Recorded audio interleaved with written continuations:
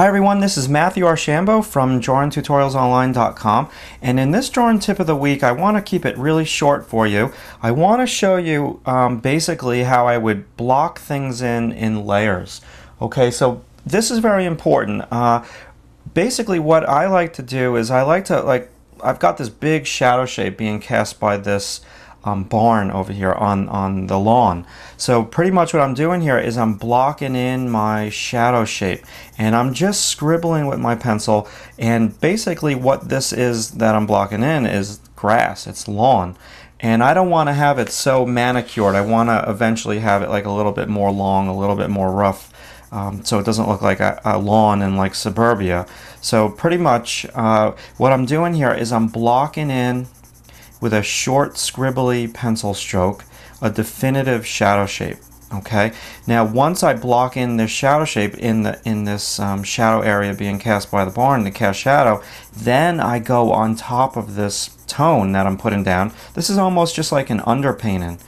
You got to work in layers when you're doing stuff like grass and trees and all that stuff. So I would now, once I block this in, and I kind of do it very scribbly, then in strategic locations I would come on in, and maybe there'd be like some weeds growing over here, maybe it would be like a different value of grass or something like that, or a couple leaves that would be on the ground. I would then come on in on top of that block in and start to do like all the little detail. You don't want to go for the detail first, you want to go for the massive block in.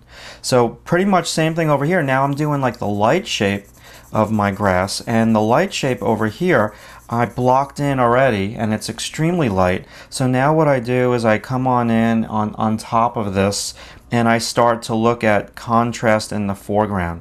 And in the foreground I'm really going to make these blades of grass very tall and much more contrasty than I would in the background. In the background what I'm going to do is I'm going to have short, like little choppy strokes. Okay, so now let's keep in sync with the layered approach here of this landscape drawing.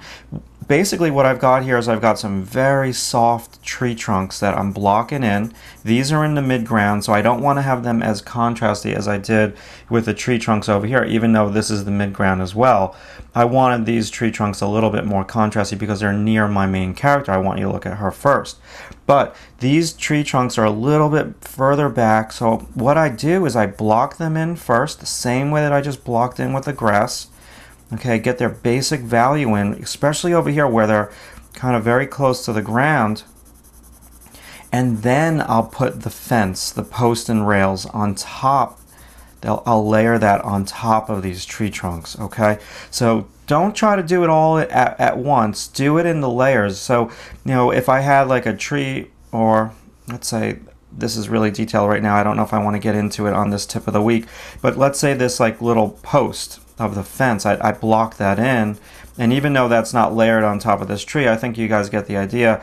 The trees come first, the fence that is front of the trees comes second, and you layer that on top. Okay, so I hope that you learned a little something from this tutorial, and the basic gist of the tutorial was when you're working on a landscape drawing, layer.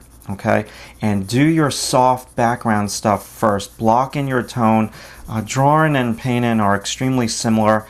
Drawing and painting are, yeah, if you paint a certain way, your drawings are probably going to look the same way. Your style carries through, and my paintings are pretty realistic, so my style carries through to my drawings. Now, I just wrote a blog post yesterday on drawing plateaus. What do I mean by that? Hitting a plateau where you get better, you get better, you get better, and then it seems like you're not growing anymore, and you just hit the wall, and no matter what you do, you can't seem to get to the next level.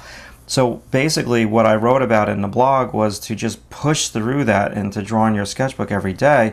What I would love to hear from you, I would love to hear how you break through your own plateaus. What's your technique for trying to push to the next level? So if you want to go to Drawing Tutorials Online blog.com, okay, and you could comment at my blog, that would be really cool. Or just go to my YouTube page and click on the link, and I have a link to my blog right there.